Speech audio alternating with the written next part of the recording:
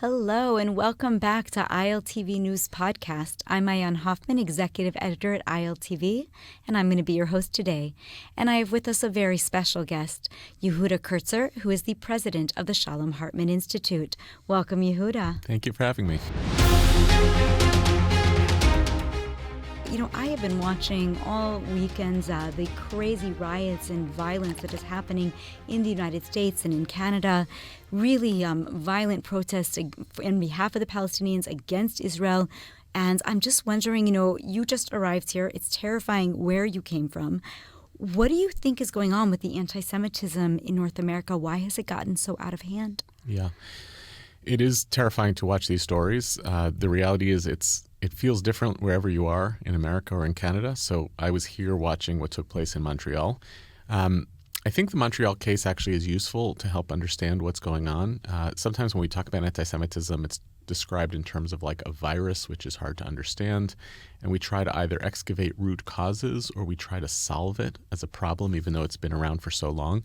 The Montreal case originates as an anti-NATO protest. And then it metastasizes into this anti-Semitic tirade and violence and so forth.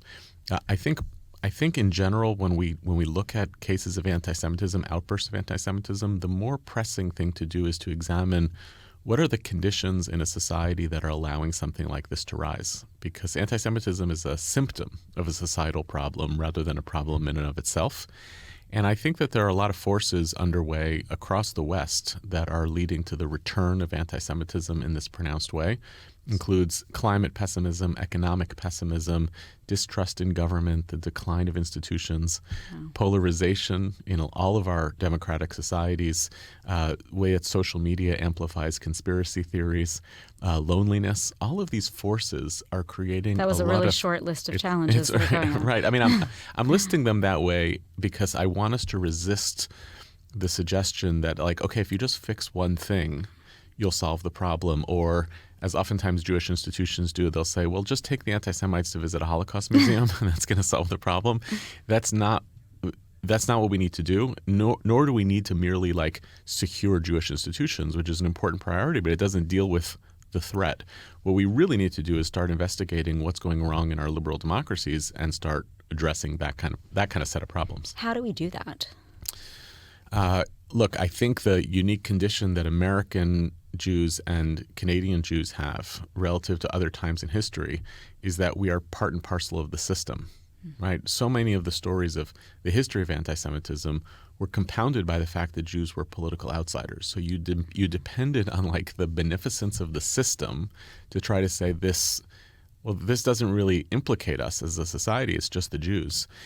In America and Canada, we are equal members, equal citizens, participants in these societies. And I think the best asset we have is that the United States of America and Canada view the rise of anti-Semitism not merely as a problem of the Jews, but as a problem in the society itself. That's what needs to happen right now, is a focusing of the attention of public officials on these issues and enlisting them in partnership with the Jewish community.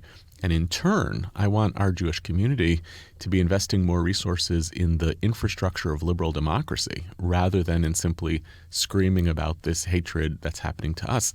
I fear that it actually moves us back into kind of enclave thinking, as opposed to saying, how do we help build trust in institutions? How do we play a role in improving the culture around the media? Those types of things are very different than what oftentimes passes for the Jewish communal discourse around anti-Semitism. Makes sense. I mean, is there a role you think that the Israeli community can play in all of this? I mean, I feel that there's a part of this that's what not to do. Okay. When I come to Israel, and I've come a lot since October 7th, the perspective that I oftentimes hear from Israelis, which is actually kind of beautiful and empathetic, is, we're going to be fine here, but we're really scared for you guys. And part of the reason I hear that is because there's the high consumption of media narratives that are the most explosive images of what's taking place in America, and that doesn't focus on the much greater complexity of these stories. So Israelis oftentimes are under this impression that, like the streets are burning, and it's not true. Well, that's kind of the other way around when you talk about Israel. Of course, the same exact thing of like we only focus on the Israeli-Palestinian conflict. Like we think rockets are hitting our homes Correct. every day. And there's life as usual. And I think one of the things that I want Israelis to do is to pay a little bit better attention to what are the assets and resources that American Jews have that Israelis can help support, and to not focus exclusively on that crisis narrative. I think that doing that really undermines our capacity to grow. And I think it's connected to something bigger. And, Zionism in a lot of ways depends kind of conceptually on the fact that anti-Semitism exists and that diaspora won't work. So sometimes you see Israeli public officials, they'll see anti-Semitism break out in France or in England, somewhere else, and they'll say, look, this is the proof that these communities need to come back. Bibi said a number of years ago I think it was France. Yeah, in France. And that undermines the position of diaspora Jews, because our feeling is we want to fight for the societies that we're in. We want to fight as equal players and equal partners, and we don't want to be undermined by the claim that we don't really belong there, we should go somewhere else. So that's the kind of messages I would love to hear from Israeli public officials.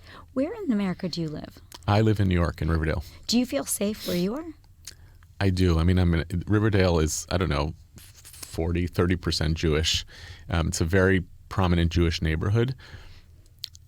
There's no such thing ever for a Jew in the world as, do you feel safe? There's always a fear. We've earned it epigenetically after 2,000 years.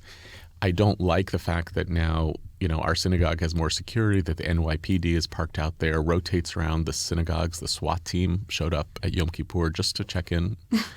Which doesn't actually make you feel safe. It actually says if they're showing up, they have their own anxieties and fears. Right, they have intelligence or something. And I work next to Columbia University, so I've seen up front a lot of what's going on campus. It's going to be a bad day when you can hear the helicopters. I don't feel as an individual a tremendous amount of risk or danger. I'm vigilant. I look around me at all times, but I really have not felt it personally. Do you wear a kippah when you walk around? I do. And even throughout this entire year, not even a weird glance. Maybe I'm just lucky in that story, but I think it's probably the majority experience of American Jews. Mm-hmm. But there's a difference between, do I feel as an individual that I'm basically okay, or do I feel that my community in general is okay? And I think over there, that's where I get more anxious. And it goes without saying that there are certain areas. I mean, Hasidic Jews in Brooklyn have experienced a lot of casual and violent anti-Semitism over the last couple of years, which has not been covered in the same way by the media. So those communities, I think, have reason to fear on a daily basis. I'm more concerned with what do we see as happening within the society that is jeopardizing our position in the long run? Before we get into some of the questions around the elections and other things that have gone on in the last months in the United States, tell me a little bit about your role, Hartman Institute, what it's doing and how it factors into some of what we're talking about already regarding the scope and the breadth of Jewish communal life in America. Thank you for asking. So the Shalom Hartman Institute is a research center for the Jewish people. We work on ideas in our research center, and we develop cutting-edge educational programs for leaders in Israeli society to help confront what does it mean to be Jewish in the modern age? What are the challenges that face the state of Israel? And how does Jewish tradition and the best of our contemporary thinking help us as the Jewish people and the state of Israel to confront those challenges? What's been challenging over the last couple of years, it doesn't just start on October 7th, this goes back a while, is we like to be a future-oriented institute. Mm-hmm. We really feel like the major work that we need to do as a people is to make sure that our tradition can evolve into the present. We've been so good at that as a Jewish people for 2,000 years. Yeah. And we have to make sure that we're up to date. We need to make sure that tradition dances with modernity. We need to be in the planning business. How do we design a better, thicker, more ethical Jewish future in Israel and in North America? And it's felt for the last number of years that we've been in crisis mode, where what we're doing is interpreting and reacting to these moments as opposed to being in planning. So, since October 7th, our work in North America has been very responsive. We run podcasts, we do educational programs, briefings, all of our existing programs for rabbis, for teenagers, for Christian clergy. Those programs have all focused on what do you need to understand now about the mindset of the Israeli people? How do we manage the whole set of moral and ethical questions that are overtaking the Jewish people and Israeli society? How do we respond to the crisis of liberal democracy? And I think that's been very valuable work for our listeners, for our audience, the stakeholders. There's a lot of craving of community and wisdom in the North American Jewish community right now, and I'm proud of the ways that we supply that.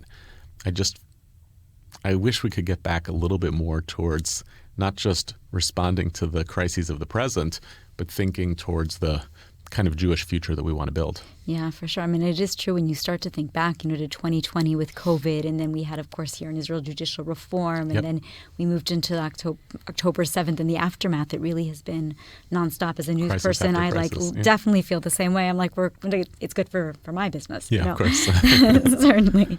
Okay, so I want to discuss the election with you a little bit. So for the first time, it felt like American Jews were a little bit more divided than usual, even though in the end, around 79%, I think, of American Jews we'll did see vote. When the real polling right, comes out, they're saying around that, for Kamala Harris, but or for Democrats. But a place like New York, where you live, what I understand is around 50% of Jews supposedly voted for Trump. So we saw a shift happen, a little different than in the past. Can you talk a little bit about that and what's happening to the American Jewish community? Yeah, I want to just give a little historical perspective because it's not the first time. Okay. The last time where there was a shift in the Jewish community's vote was, I believe, Reagan against Carter in 1980, when the Jewish community shifted significantly from Carter to Reagan. And I think it's fair to say that was not a major ideological shift, and it certainly wasn't a permanent shift. It was an indicator of the state of the country, the economic crisis, perception of Carter's weaknesses. And essentially, American Jews acted like other Americans in response to a set of political crises, shifted to Reagan over Carter, and then gradually shifted back to the Democratic Party. So one possibility that's taking place here is a similar kind of moment. Biden's numbers were incredibly low in his popularity. There was a lot of distrust of the Biden administration, in part because of a perception that they had hid his condition and then had engineered that maybe because they felt that Harris was a weak candidate in return. Harris came in without a great track record, didn't run on any issues, right? It was also kind of like I'll just take over for Biden. I'll take over for Biden, but I'm not going to be clear about which ways I'm going to depart from his policies and which I'm going to continue. Yeah. So it's kind of like I want to continue the popular ones, but not the unpopular ones. Like the Israeli left has run for a number of campaigns on anyone but Bibi, so she focused a lot of her attention on not Trump. Right. And she was up against a very hard challenge, which is also to come into a presidential election 3 months before with no primary and try to win over the American people. So I'm not sure yet whether any shifts that happened within the Jewish community are actually a reflection of major ideological shifts. The second thing I think we have to take into consideration is that the rising populations in the demography of American Jews are Orthodox Jews, Israelis, ex-Israelis, and Jews from the former Soviet Union, who are all becoming more politically powerful in the Jewish community and who are already right of center. Okay.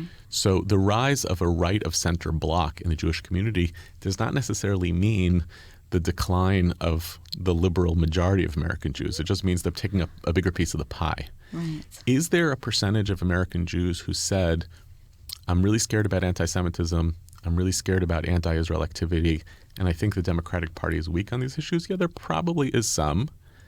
I'm not sure that means a permanent shift to the Republican Party, because the Republican Party is also vulnerable in anti-Semitism in a whole bunch of ways.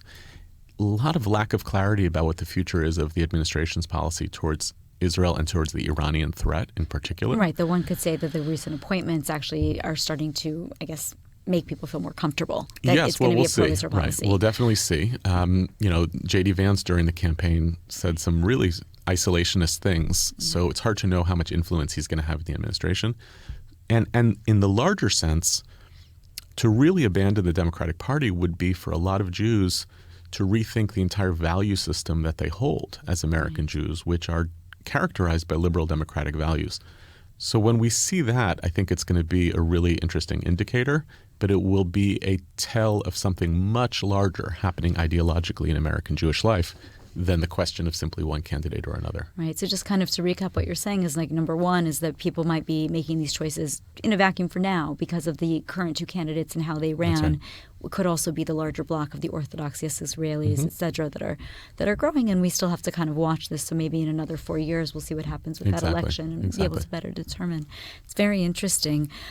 So, would you say, though, that in some ways it's become very partisan, the state of Israel in America? I mean, we hear a lot of that here in the country, right? There's a lot of fear in Israel that the Democrats are abandoning Israel and the Republicans are for Israel. It's not really clear if that's the case given the voting, for example. So talk to me about what's the nuance here, what's really going on. Yeah, I think there are two. One is there's a larger problem taking place in America of hyperpartisanship and polarization.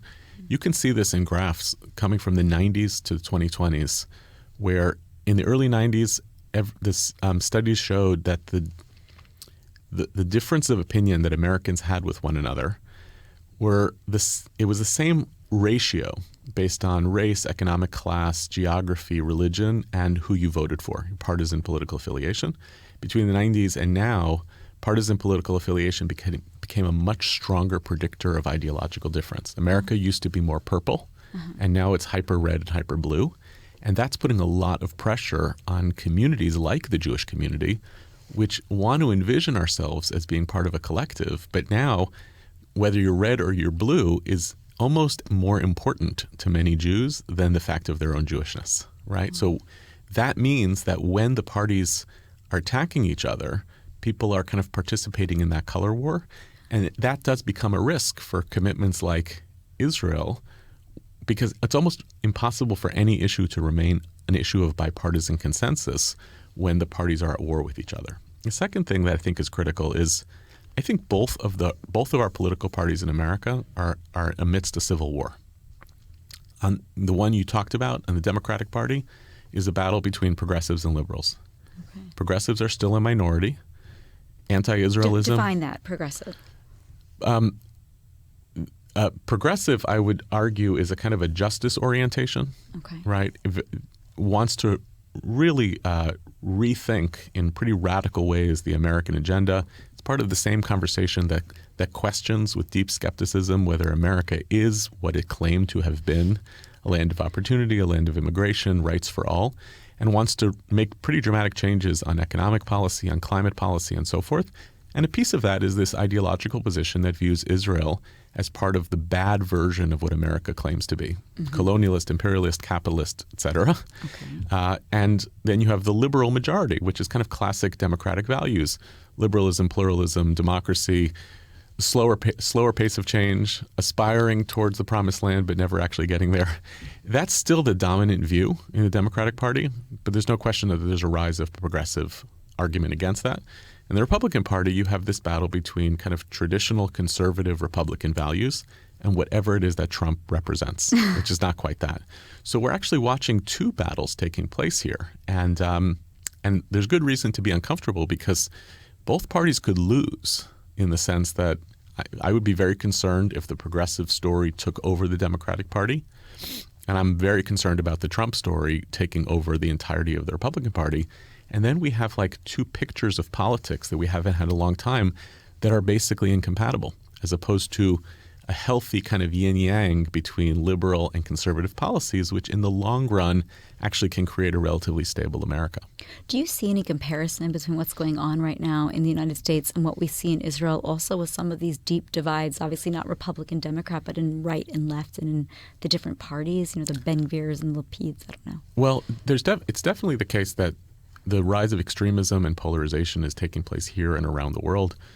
The toleration for the Ben-Gvirs seems very similar to me to the toleration of really radical positions on both the right and the left in America. I just think the difference here is that you don't have right now a seriously viable alternative to right, center, right. Right now, the spectrum of plausibility in the Israeli political system seems to be between center right and right. And even there, you have extremists. The radical left doesn't exist for all intents and purposes here, and even the center left is very weak politically. And I think that's a different version of something unhealthy. I think societies need a healthy balance between classically right and classically left positions. It helps to sharpen the arguments, and it helps for people to kind of grow morally and intellectually in the dance between those two arguments. When all you have is a kind of narrow spectrum of ideas in a society, people can exploit that kind of position to really terrible ends.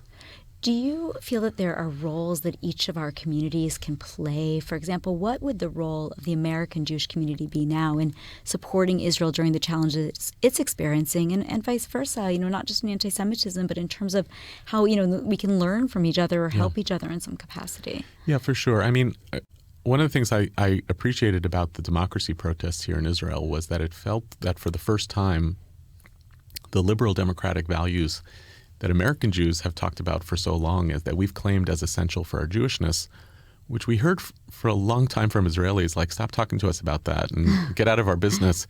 It was the first time I saw Israelis receptive to that conversation. Liberal American Jews are very excited about the democracy protests. Really? It was like, 63% of Israelis participated in some protest throughout the year. The word democracy stopped being a bad word. But there was a lot of traffic. Yeah, I'm sure it was annoying, right? Criticism of the government got properly recoded as patriotic activity. Those are all really strong indicators. My favorite thing of all was the way that the protests won the flag, right? Because the American left lost the flag in Vietnam, and the Israeli left, center won the flag. I felt that was a reminder that one of the things that American Jews can bring into a conversation with Israelis is the success of liberal values in shaping a Judaism that dreams of its moral aspirations, that believes in the possibility of multi-faith, multi-ethnic liberal democracy. I think Israelis bring a kind of realism that American Jews who operate within a liberal milieu have a very hard time confronting. And I think when we're at our best as a Jewish people, we say, wow, we have these two incredible experiments taking place in modernity, two greatest success stories the Jewish people have ever had, the State of Israel and the thriving of the American Jewish community since the creation of the State of Israel. And when we think of these as competing projects, like, what a waste. Yeah. When we actually think about them as like radical experiments in Jewish power and sovereignty and democracy, then we can start noticing, okay, how do I learn from what you're doing, and how do I have a reality check on what I'm doing? I think there's potential for a much healthier balance. And do you have any fears, though, about the American Jewish community? When you look at history, and history is so cyclical, it's very rare that we have lasted in a democracy for too long before something did rise up and cause us to have to leave and relocate. So given the situation on the grounds and this idea of, as you said, kind of learning to balance, do you think we've entered a new era? Or do you have some prickles when you think about, like, what could be in 25 years? Yeah, I think Jews have a natural instinct to say on anything, where have I seen this story before? And then to follow, like, you take it down a rabbit hole. Yeah, totally. Oh, Jews like are overthinking, Yeah, Jews, like, we're talking so positively about diaspora. Haven't we seen that collapse before? First of all, I have bad news for you. That's true also about Jewish commonwealths in the land of Israel. Yeah, that's a good If point. you're super excited, once you hit about 70 years, that's like a bad indicator.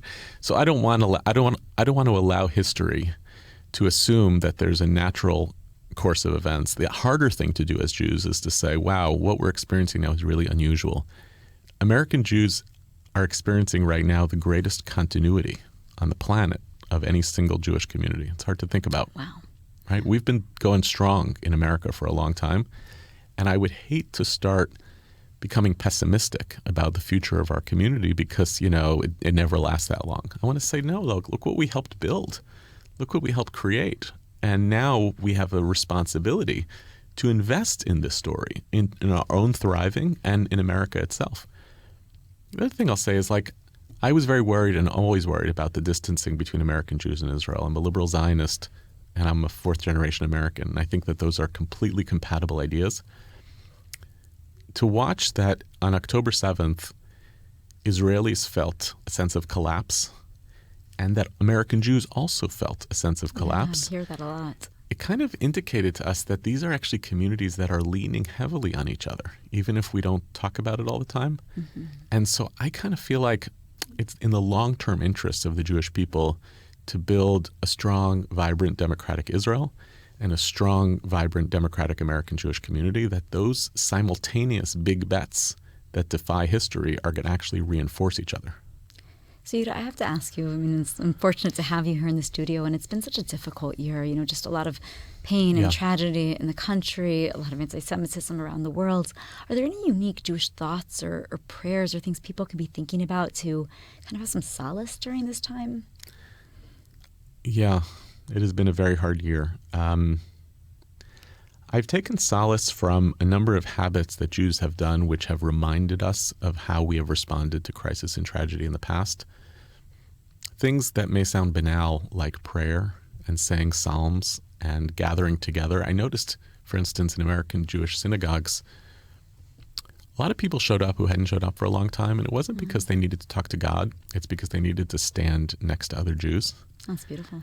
And I kind of want us to notice that those are habits of solidarity and instincts that we've figured out over long periods of time. I think the sweetness of the way that American Jews and Israelis have reached out to one another, relatives and friends checking in on each other, again, is like a habit of solidarity that I think we should take seriously. I think the language of resilience, which has become very commonplace in all of our communities, to say, Netzach Yisrael lo yishaker, the destiny of the Israelites, it will not betray itself. We're going to be around for a while. Those kind of things, they seem very basic, but they are kind of reminders. Those are the stuff of Jewish peoplehood, and I've leaned on that a lot throughout this year to help me think about what does it mean to not just respond to these crises politically, but what does it mean to live as a Jew through a period of crisis and to say our ancestors have dealt with this before. So last question. Before we had October 7th, we felt that we were very strong in the region. We were aiming toward peace with Saudi Arabia, and I think believed in some capacity that it would then lead to peace with the Palestinians. In your estimation, is peace still a possibility? Are we ever going to be able to coexist with our Palestinian neighbors? Have to. You don't have a choice. We don't have a choice, right? The lives and the fates of all the people who live between the river and the sea is inextricably linked, right? There's no way around it. Now, you have two dominant theories. One is figuring out a way to live side by side, kind of a separation, and the other is figure out a way to dominate one side over the other. I think there's no question which of those is the moral position, which is to figure out a way to dignify the rights and lives of Palestinians within the Green Line and outside the Green Line. I don't have a choice. I think that one of the things that we have to work on, and here maybe American Jews can be helpful, but I think it has to emerge in an Israeli idiom, is there isn't even a conversation here about peace in Israel. And I get why. There's a lot of trauma. There's a lot of a perception that peace was framed too often as a utopian idea, as opposed to a deeply pragmatic idea, a state of the world that we actually all need, as opposed to like a fantasy land that we're talking about. But you can't create the future that you want until you start spending time talking about it, visualizing it. You know that phrase, you can't be what you can't see? Yeah. Until we start modeling, taking some risks, running some experiments, it's going to be very hard to produce that reality. And the last thing you want for the Israeli society is to be pessimistic about something that they're not even dreaming about, right? So I would love to see some rehabilitation of that conversation. And I see it in some quarters. There are all these NGOs sprouting up talking about Israel tomorrow and the future of the region. And it means that people are desperate for it. And I think we have to start normalizing it in conversation in ways that don't allow the extremists to delegitimize the peace camp as like naive or dangerous or traitorous. But it's because actually it's something that we as the Jewish people need. It's something we've dreamed about for a long time. And I think is absolutely necessary for the lives and futures of Israelis and Palestinians alike. Amazing. Well, Yehuda, thank you so much for your analysis today. It's been really interesting to speak to you. Thank you for having me. Of course.